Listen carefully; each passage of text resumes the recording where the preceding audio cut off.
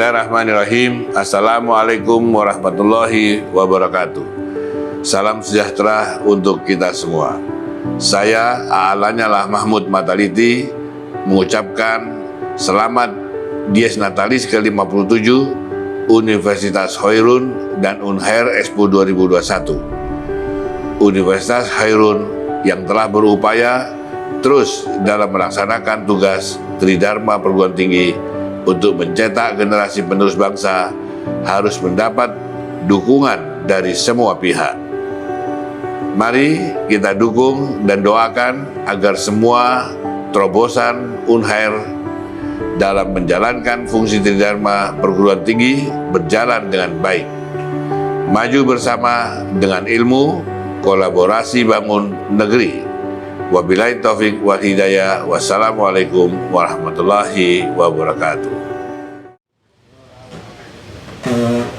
Pak Wali Kota terpilih yang kami hormati, Pak Nurdin, Bapak Ketua DPR, Bapak Muhajirin Baidosi, kebetulan teman dekat saya juga, saya angkatan dulu. Di sini hadir juga Pak Rizal, mantan Ketua Pokja kami di program Kotaku. Saya langsung saja fokus ke beberapa hal. Pertama, saya menyimak betul visi-misi yang disampaikan tadi. Meskipun dalam waktu masa jabatan ke depan cuma 3,8 bulan, Pak Tauhid mengagergasi beberapa konsep pembangunan yang semuanya sudah masuk di situ. Tapi kita tidak tahu apakah ini bisa terrealisasi atau tidak. Ada konsep Green City-nya di situ, kemudian Smart City sudah ada di situ, Silent City juga sudah masuk, kota yang eksklusif juga sudah masuk. Lalu kemudian dikemas dalam satu tema besar kota andalan. Berbeda dengan konsep sebetulnya. Saya tidak terlalu seret dengan nama ini andalan. Suatu diksi yang sebetulnya di masyarakat umum sesuatu yang tidak terlalu bagus, kebiasaan buruk yang melekat pada seseorang yang diulang-ulang itu selalu disebut itu andalan. Dia itu janji bohong andalan, kampanye bohong andalan, sesuatu tidak terlalu menarik bagi saya. Nanti juga jangan sampai seperti di pemerintahan sebelumnya ada pasar bahari berkesan misalnya, nanti ke depan ada pasar andalan lagi, isinya tidak andalan semua tapi namanya andalan. Nanti juga jadi bumerang buat Bapak ke depan. Kalau tidak berhasil, andalannya apa gitu. Jadi masih bisa dikoreksi konsep itu sebelum jalan, mumpung juga belum dilantik. Saya tertarik dengan konsep misalnya Solo ya.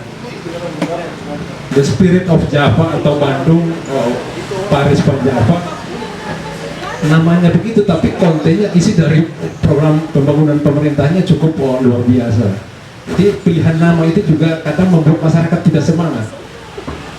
Jadi untuk poin pertama saya sampaikan itu masih bisa dikoreksi supaya cari nama yang bisa membangkitkan semangat warga kota ini untuk bersama-sama berkolaborasi membangun kota ini sehingga menjadi milik bersama, bukan milik seseorang. Meskipun secara harfiah bisa dimengerti tadi kota yang mandiri dan berkeadilan.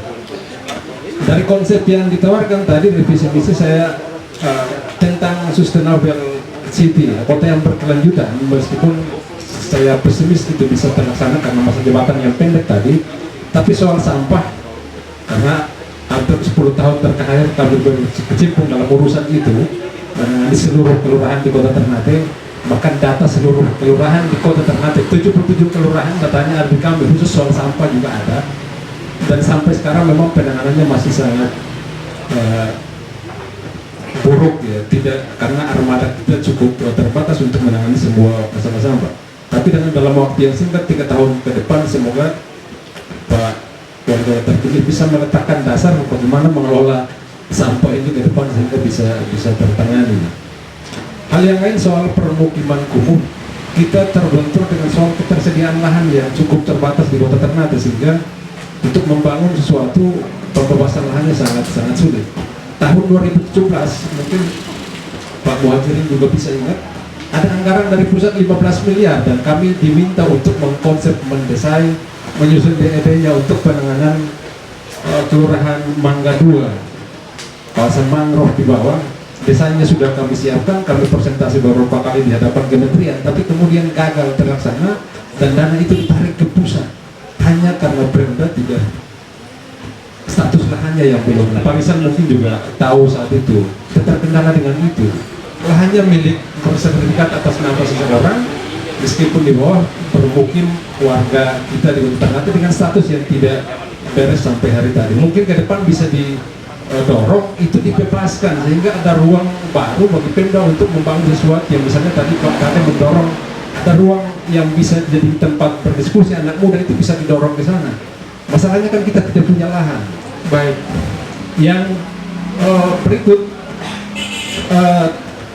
soal regulasi, saya kira kemarin saya kecewa sebetulnya ada rekomendasi DPR yang kemudian diabaikan begitu saja oleh wali kota. Jadi ada satu rekomendasi tentang penghentian galian itu tidak didengarkan oleh wali kota. Itu sesuatu yang luar biasa. Wali kota tidak dengar lagi apa yang dikatakan DPR. Rekomendasi ditandatangani oleh semua anggota DPR.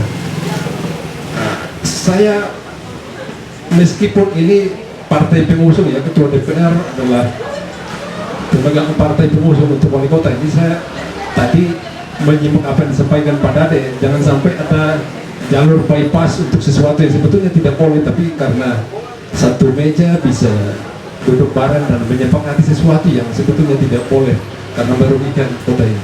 Tentang perda juga begitu, perda yang tidak bermanfaat jangan juga terlalu dibahas. Satu perda itu butuh anggaran sekitar 100 juta untuk menyelesaikan satu perda, dari mulai naskah akademik sampai pengesahan. Saya tahu itu di Perda Kabupaten Ternate. Kecuali Perda Kumuh, karena kami membantu menyusun bersama tidak sampai 75 juta biar cepat. Tapi banyak perda yang mubazir dan makan anggaran banyak. Saya kira itu. Terima kasih atas kesempatan yang sudah diberikan. Luar biasa, terkonsep sekali pertanyaan. Jangan